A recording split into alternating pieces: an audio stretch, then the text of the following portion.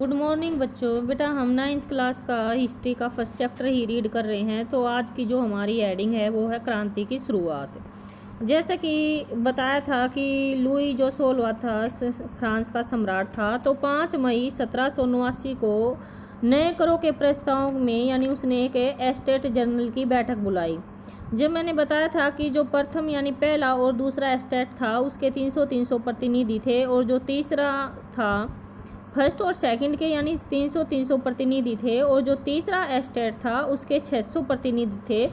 और ये तीसरे एस्टेट के लोग पहले और दूसरे एस्टेट के पीछे खड़े हुए थे। तो आपने ये मैंने बताया था कि वहाँ का एक रूल्स था कि भाई क्या नाम है, एस्टेट जनरल के नियम के अनुसार प्रत्येक वर्ग को सिर्फ एक वोट देने का अधिकार था। लेकिन तीसरे एस्टेट के लोगों ने ये मांग रखी कि जो उनके 600 प्रतिनिधि हैं प्रत्येक को यानी प्रत्येक हर एक व्यक्ति को वोट देने का अधिकार हो जाना चाहिए। और उसने 40,000 पत्रों के माध्यम से यानी अपने शिकायतों जो उनकी शिकायतें वगैरह थी उनकी सूची बना रखी थी। लेकिन जो लुई 16वें था उसने उनकी मांगों को अस्वीकार कर दिया। तो ऐसे में उनका विरोध जताते हुए जो तीसरे एस्टेट के लोग थे वो बैठक से बाहर आ गए। तो इसके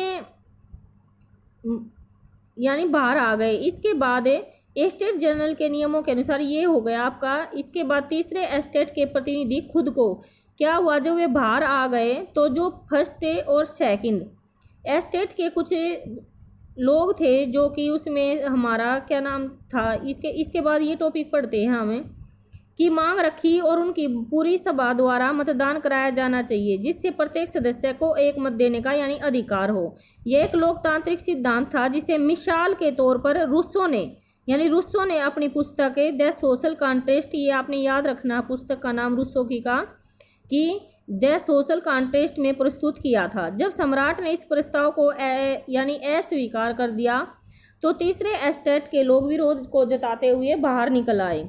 इसके बाद है तीसरे एस्टेट के प्रतिनिधि खुद को यानी जो तीसरे एस्टेट के प्रतिनिधि थे वो खुद को संपूर्ण फ्रांसीसी क्रांति का प्रतिनिधि यानी जो संपूर्ण के नेता मानने लगे थे। यानी जो तीसरे एस्टेट के लोग थे वो फिर अपने आप को यानी असेंबली यानी या नेता आप कह सकते हैं कि नेता मानने लगे। ये 20 जून को ये प्रतिनिधि वर्साय के इंडोर टेनिस कोर्ट में जमा हुए, यानी 20 जून को फिर हुए ये जमा। उन्होंने अपने आप को असेंबली, किसने, तीसरे एस्टेट के लोगों ने अपने आप को वहाँ नेशनल असेंबली घोषित कर दिया और शपथ ली कि जब तक सम्राट की शक्तियों को कम करने वाला संविधान तैयार नहीं हो जाएगा तब तक असेंबली भंग नहीं होगी। उनका नेतृत्व किसने किया, मिराबा और आबे सीए ने किया।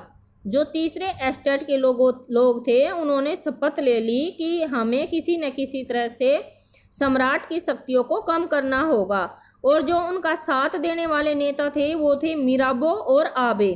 मिराबो का जो जन्म था वो कुलीन परिवार में हुआ था, लेकिन वह सामंती विशेष कुलीन परिवार में होने का, जो कुलीन परिवार मैंने बताया था ये दूसरे दर्जे के परिवार में शामिल थे यानी दूसरे एस्टेट में। लेकिन फिर भी जो मिराबो था वो जो जन्म से अधिकार यानी लोगों को विशेष अधिकार मिले हुए थे उनके वह खिलाफ था।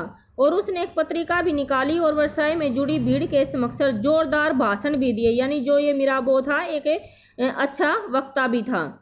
आबे ये मूलत पादरी था, यानी जो आबे था वो भी फर्स्ट एस्टेट से यानी जो पहला एस्टेट के लोग थे उनसे संबंध रखता था। अब आपको पता चला कि जो मिराबो था वो सेकंड एस्टेट से संबंध रखता था और जो आबे था वो फर्स्ट एस्टेट से संबंध रखता था। लेकिन फिर भी इन दोनों ने जो जिनका साथ दिया तीसरे वर्ग तीसरे एस्टेट का यानी इन्होंने साथ दिया। इसके बाद हम पढ़ेंगे जिस वक्त नेशनल असेंबली संविधान का प्रारूप यानी जिस समय पर नेशनल असेंबली की रूपरेखा तैयार की जा रही थी तो उस समय पूरा फ्रांस आंदोलित यानी पूरा फ्रांस यानी सभी फ्रांस में लोगों के अंदर क्रांति की भावना थी।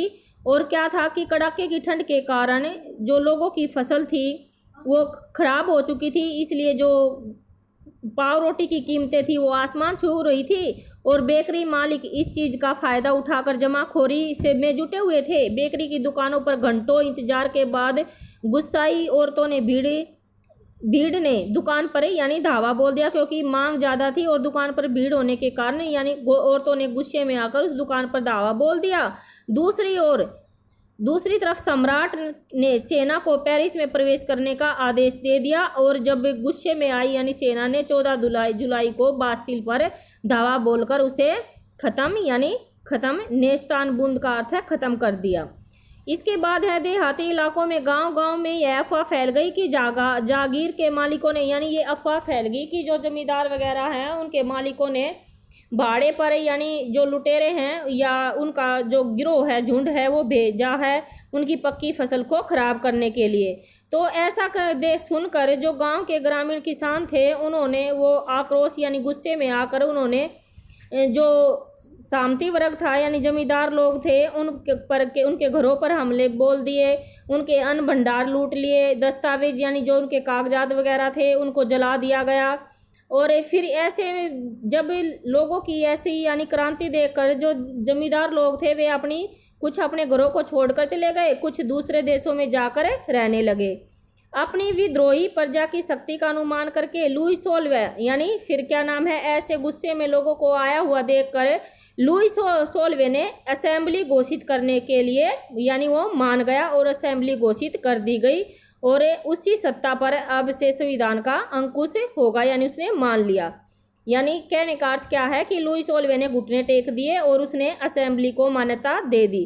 4 अगस्त 1779 की रात को असेंबली ने करों कर्तव्यों और बंधनों वाली सामंती व्यवस्था के उन्मूलन यानी 4 अगस्त को जो भी कर्तव्य थे या जो बंधन वगैरह थे यानी इनसे सभी को मुक्त कर दिया गया। पादरी वर्ग के यानी विशेष अधिकार खत्म कर दिए गए। धार्मिक कर था जी यानी जो चर्च को कर दिया जाता था उसको समाप्त कर दिया गया और चर्च की जो भूमि चर्च के पास जो भूमि थी वह गरीबों में यानी जिनके पास जमीन नहीं थी उनके हाथों में यानी उनको बांट दी गई। इस प्रकार से कम बस 20 अरब लिब्रे की संपत्ति सरकार के हाथों में आ गई। इसके बाद बेटा हमारी हेडिंग आएगी फ्रांस संवैधानिक राजतंत्र बन गया, ये पढ़ेंगे हम कल। थैंक यू बेटा।